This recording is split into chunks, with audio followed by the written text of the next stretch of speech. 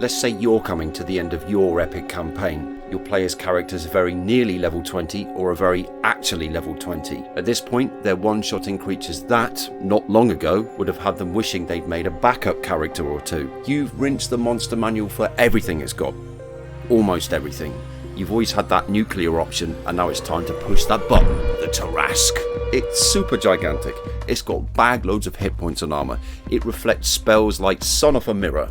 It swallows characters whole and boils them in stomach acid. This legendary beast needs a legendary mini. Etsy's a good source if you've got the pennies. 3D printed models seem to predominate, which means they're scalable, but soon you'll find that the reasonable looking price tags are for the smallest scale models. Legendary size equals legendary price tags. And because size is everything when you're a Tarrasque, it's time to hit the crafting table more than ever. I hope I inspire you to take on a similar project. The minute I saw this extra sized T-Rex in my niece's collection, I knew I could mod it into an awesome Tarrasque. It's got the size and the button, which makes it raw, and its eyes light up. Don't worry, I've bought a replacement for my niece. This came from Asda originally, so you might get lucky if you put Asda and T-Rex into eBay.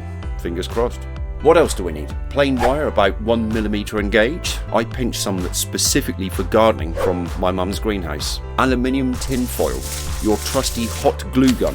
If you haven't invested in one of these yet, it's a crafting essential.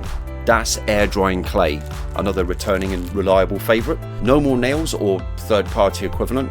It's white, it dries rock hard, and it sticks things together like really well. Cork bark, very eBayable, usually used in reptile enclosures and that sort of thing. 3mm plywood. Blu-tack. I've boiled down what I learned throughout the project to 5 useful ideas that you'll digest faster than your players and the Tarrasque's guts. Twisted garden wire works great for modelling armatures. This is the 1mm gauge stuff I mentioned just now. By twisting 2 lengths together, you give yourself 2 points to anchor the armature to the base model. This is way stronger than anchoring at only 1 point. Also, if your armature is a wound structure, you can thread branches onto it to make fingers, claws and what have you in a more stable way. The twisting is also a good foundation for gripping all the other things we're making the model out of. Hot glue, tin foil, clay and No More Nails. Cork bark and No More Nails work really well together. I'm not giving away much by saying the No More Nails was really good at sticking the cork to the model's base. No More Nails differs from fellow adhesive superglue in that it can form mass and bulk too. I had way too much fun forming the Tarrasque's infamous spell-reflecting carapace out of chunks of cork bark, but the almost literal icing on the cake was using the No More Nails to bulk out the gaps in the cork. Not only that, but with a dried finger, one can use No More Nails to feather the join between the cork and the base model and quickly and easily add texture to flat areas of the model. Flat runs the risk of being boring and amateurish, like your mum's YouTube channel. If you go big, know your muscles. The majority of the effort on this Tarrasque went into the scratch-built arms.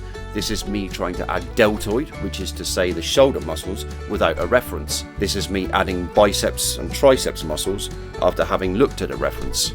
Which do you think looked most convincing? Alright, even with a reference I need practice. However, the take home was that attempting big models almost forces you to start thinking about the muscle structure going on top of the armature. Unless you want your model to look like a Jim Henson Muppet. Damn, I wish I'd taken a photo of that stage. Some muscle references are more complex than others. Pick the one that is going to stretch your understanding without overwhelming you.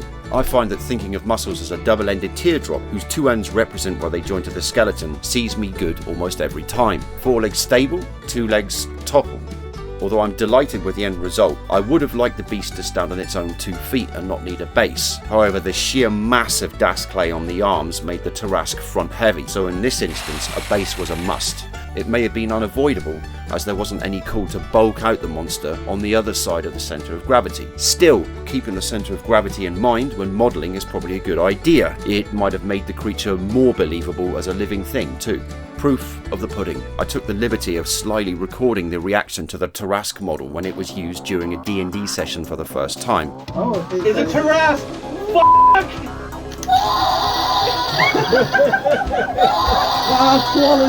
Quality! Thanks to the party, the 𝘨𝗲𝗴𝗹𝗶𝘁𝘀, for permission to use the audio for my cunningly deployed creepy cam.